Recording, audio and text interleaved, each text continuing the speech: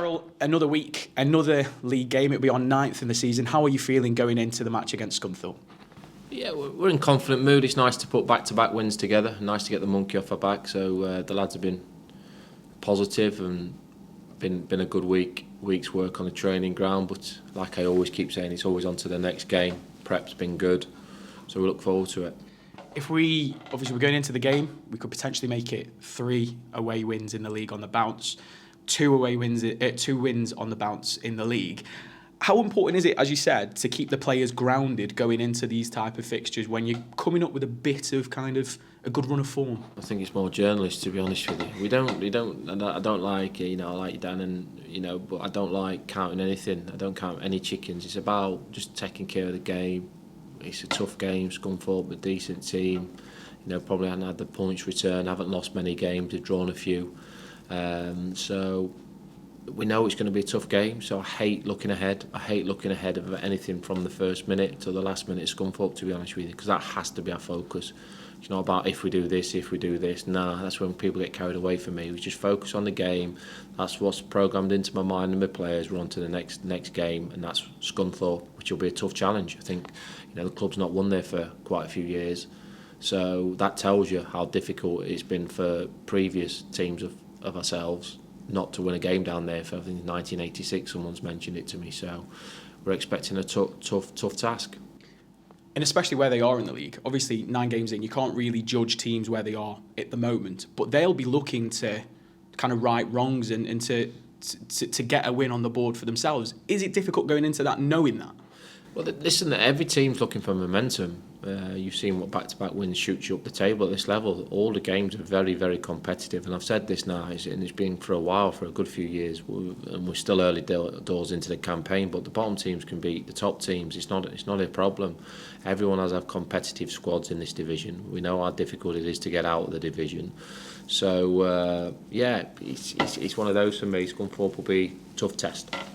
We haven't had a game midweek. How much does that help your preparation leading up to a weekend game? Obviously, it gives you more days to prepare and plan ahead and work on individual things and group things that we think we can be better at. So it's ongoing through the course of the season, that is, to be honest with you. But the week's prep gives us that bit more time. It's not the Saturday turnover, which is no doubt is going to come through the course of the season. But this week we've had a good prep.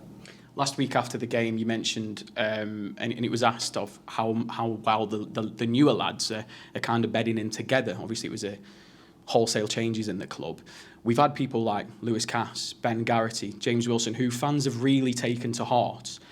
Is that reflected in kind of their attitude, their kind of positivity around the ground? I think the lads are settled in unbelievably. I mentioned it in pre-season. They've settled in unbelievably well. They're really enjoying the training, the football club and what it's about. But it's about us setting the standards, isn't it? Those individuals that you mentioned there and the rest of the lads in the squad. It's about them setting them standards. So it's great to have that spirit and environment that we've created, but it has to be the willingness to win. I want players happy when we're winning, and I don't want them happy when we're not. Because certainly myself and staff aren't. So keeping that focus, keeping them confident, which is pleasing that the fans are taking to one or two of the players, which is important because that breeds confidence in the players, confidence in the group, and like I've always said, they can be our 12th man. Players are confident, more so now than back in the day when I played. Players take things to heart, they read too much stuff, they take too much negativity on board. So the more confidence that comes from our supporters into our players, into the new group, I think the better they perform, if I'm honest with you. So we'll continue to make sure that the lads play with that confidence, but also that gives the lads a boost when they get singled out for single praise.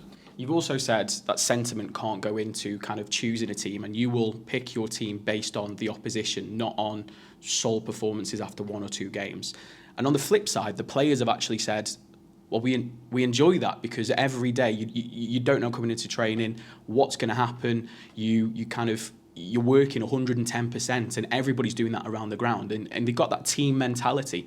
What's it like for you to hear, or when you see players' interviews talking about that side of the game and going, actually, it's why we love being here?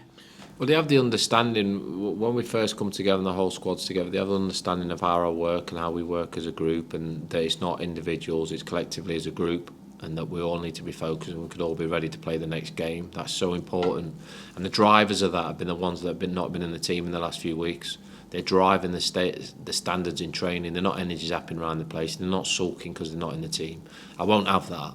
But they're not doing that. They're doing it fantastic. They're training hard and they're pushing. And that's really, really good for me to know as a manager that they're pushing the training that hard, that the players that are actually in the team at the minute have got to make sure they're at it to keep it, because we have good players, I believe, at the minute that are not starting games. So that mixed into the group of 24 is a good driving force, and long may it continue. And does that reflect it on performances on the pitch as well? Can you see it that team kind of bond is reflected on the pitch? I think there's loads more to come from us. If I'm honest with you, I haven't been over thrilled. Some of the performances have been decent, certainly away from home, but I haven't been over and thrilled. If I'm honest with you, I feel like this group's got a lot more in it, and I demand a lot more. To be honest with you, all pleasing that we've put the back-to-back wins together, but we have to get better. Let's not make no bones about that. We have to get better, and we have to get a lot better. And we will do, no doubt, for the course of the season. And you mentioned that getting better. You said for 50 minutes you enjoyed the game on Sunday. Now, even though it was a win, you're wanting better after every game. Is that something where you're kind of instilling that into the players as well? You can always get better. You can always learn. Without a shadow of doubt, and that's for the top teams in the Premier League as well. You got to drive to get better at times. I'm honest with my players. There's nothing I come out and say into the media that, to be honest with you, I don't say to my players. I was pleased with a lot of aspects of the first 50 minutes. I wasn't pleased while we didn't control it enough in the last 40 while they were down to 10 men. So, but being said and done, I would have took the 2-0 before the game, that's for sure. And you mentioned previously, before the season even started, there was a lot of pressure put on the strikers, the attackers, to score goals. Just to start, we've scored 10 goals in all competitions this season, 5 scorers. How important is that for you, that you've seen, everyone other than the strikers as well kind of chipping in with the goals, and the assists coming from defenders too? Well, listen, it's something I mentioned about both ends of the football pitch. We have to defend as a team, we have to attack as a team, and that's about everybody chipping in with goals, and that's about everybody chipping in defensively as a unit. We pride ourselves on trying to keep clean sheets. We've had 4 in the league this season. We need more of those. We need to make sure that we are clinical as a group, and the front lads are pressing hard, pressing well, doing the shape and discipline for the team. That's going through the 11, and lads are chipping in with goals at the other end of the pitch. Your Ben Garrity's, your David Worrells. So we have to continue that and make sure that we are creating chances, which we're doing in every single game. But we need to make sure we're taking them. And finally, a note on the fans. We've sold our allocation again for an away game. How important are those away fans that are travelling with the team around the country? Fans are the driving element of it. I appreciate, and I've had this before in my career, that when you're at a club like ourselves that expect to be higher up in the pyramid, atmosphere is everything. And I keep stressing this, that we're the ones that got to perform, that gets them up, but the more they can help us with that and get behind the lads, which they're doing fantastically well at the minute, the more we come together as one, and that's one of the big things, the owners and my environment, the football environment, shall we call it, and the fans. It's bringing the club all together in one. You see a lot of football clubs at the minute which aren't together. There's splits in the camp. You're not successful unless you get that. So we've got to do that, make sure we're winning the games on a football pitch, and then the fans that have been tremendous with us will stay with us.